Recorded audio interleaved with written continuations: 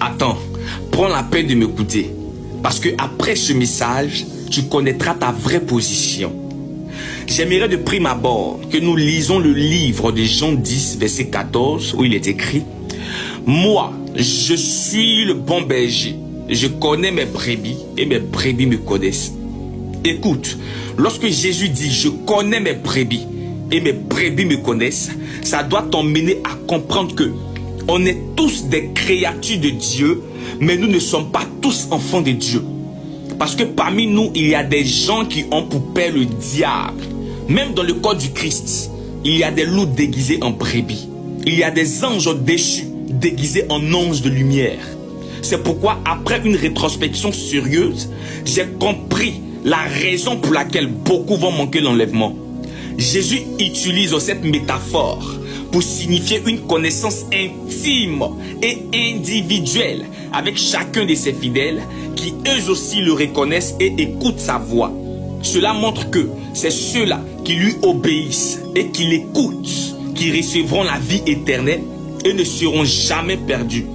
Ceux qui appartiennent à Jésus entreront dans le royaume des cieux et seront en sécurité sous sa garde. C'est pourquoi il y a beaucoup d'appelés, mais peu d'élus. Accepter Jésus ou être chrétien ne veut pas dire que ton salut est garanti.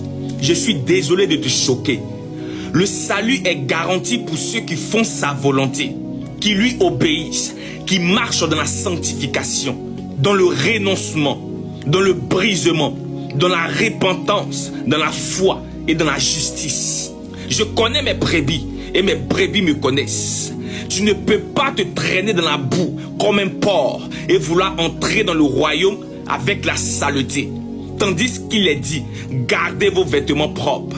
La Bible appelle ceux qui désobéissent à sa parole les chiens, les porcs, les scorpions, les dragons, les bêtes, les lionceaux et les serpents.